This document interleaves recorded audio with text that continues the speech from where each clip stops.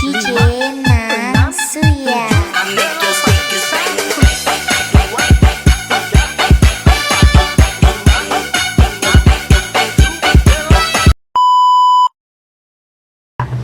Halo, perkenalkan nama saya Siti Mariam dari kelas 1E. Halo, perkenalkan nama aku Stevina dari 1E. Halo, aku Tiza Julia Ramadhani dari kelas 1E.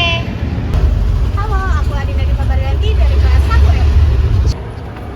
Halo semua, perkenalkan saya Pris Mariani dari kelas 1E. Halo semuanya, perkenalkan nama saya Morris Andreas dari kelas 1E. Kami dari kelompok 3. Halo teman-teman semua, jadi di sini kami akan melakukan teknik wawancara yang dimana kita akan mencari tahu tentang pendapat-pendapat para teman-teman semua terkait filsafat.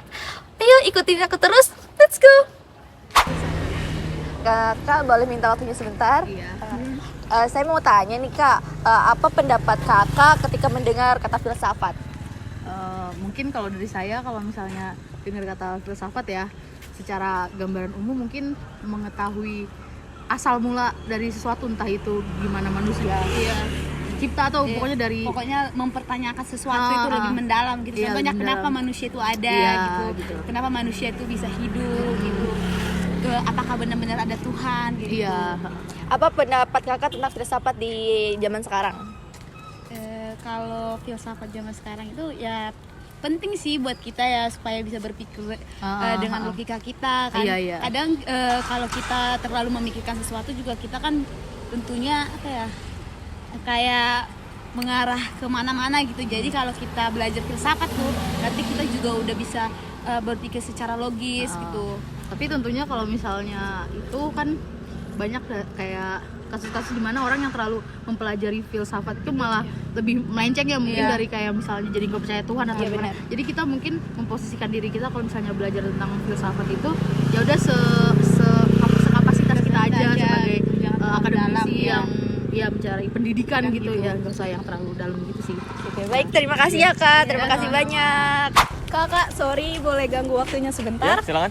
Mau nanya tentang filsafat. Ya, silakan. Boleh perkenalkan diri? Ya, izin memperkenalkan diri, nama saya Muhammad Saputro dari kelas 1A Ilmu Pemerintahan. Ya, ini nanya basic aja sih tentang filsafat. Menurut kakak tuh kalau dengar kata filsafat gitu, apa sih yang terpikirkan oleh kakak gitu? Menurut saya filsafat itu adalah suatu dasar keilmuan. Oh gitu. Berarti kalau menurut kakak, pendapat kakak tentang filsafat sekarang itu gimana? Filsafat sekarang ini menurut saya lebih cenderung ke teori-teori terdahulu ya, seperti Aristoteles dan Plato. Oh gitu. Oke, terima kasih ya kak atas Iya. waktunya. Maaf ganggu waktunya. Ya, sama-sama. Halo Kak, boleh minta waktunya sebentar? Boleh. Sebelumnya izin perkenalkan diri, nama saya Adinda Diva Barganti dari kelas 1E, Administrasi Publik. Ingin meminta waktunya sebentar untuk wawancara tugas filsafat. Boleh? Boleh. Menurut Kakak, apa sih yang terlintas di pikiran Kakak kalau mendengar kata filsafat? Filsafat itu menurut saya ilmu berpikir. Berpikir tentang apapun.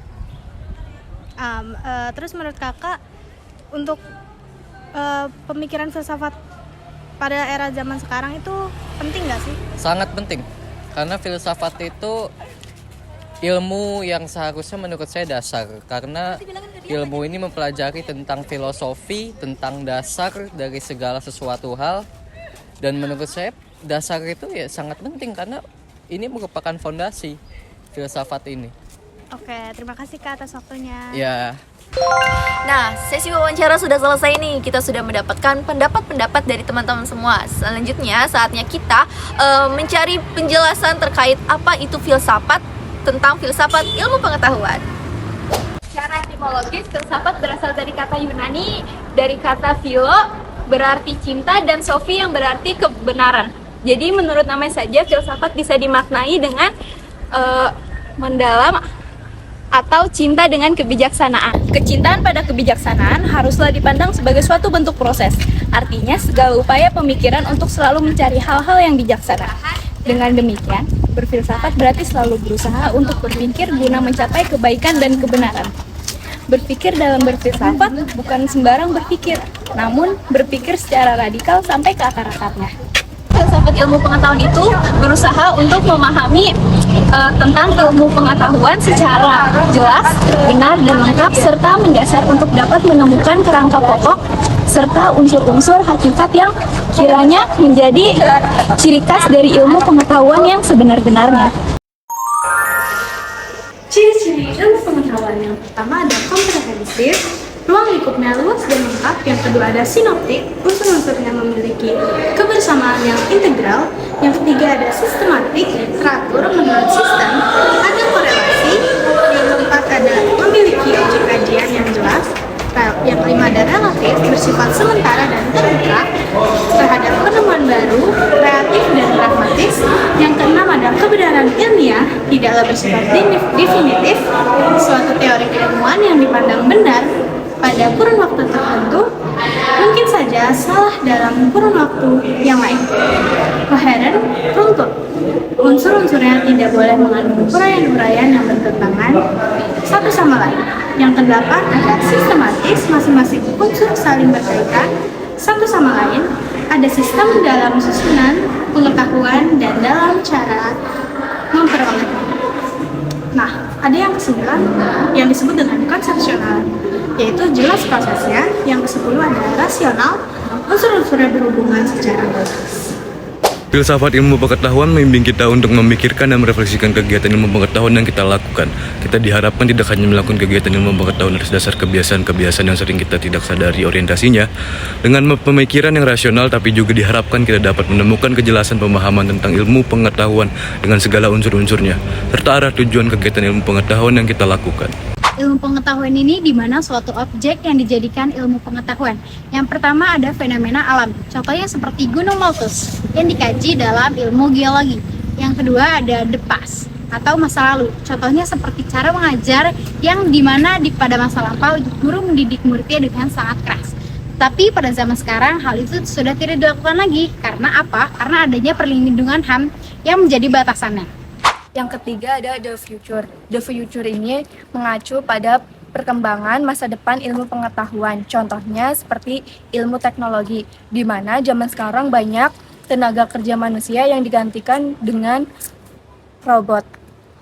Yang keempat ada the value, yaitu nilai-nilai yang terkandung dalam ilmu pengetahuan. Contohnya nilai sosiologi, di mana di dalamnya terdapat nilai dari masyarakat.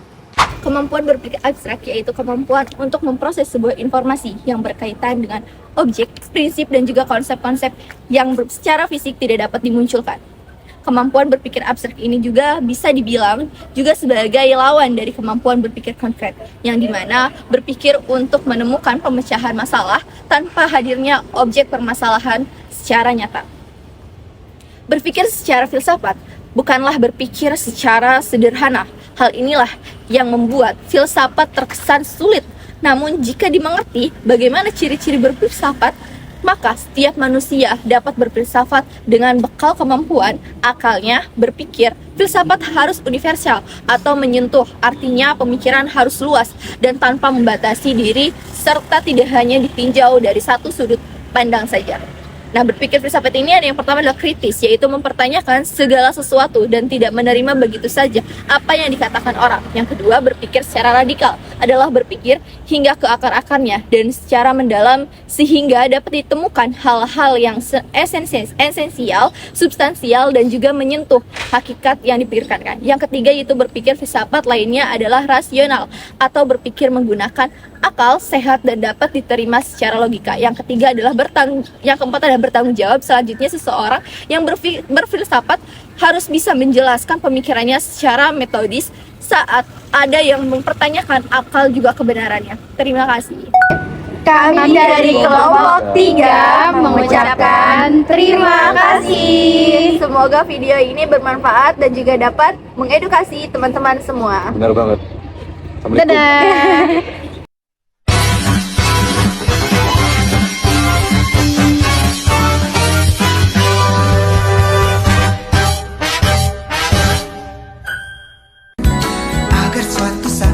Berjumpa lagi, semoga saja daku sempat berkenalan denganmu.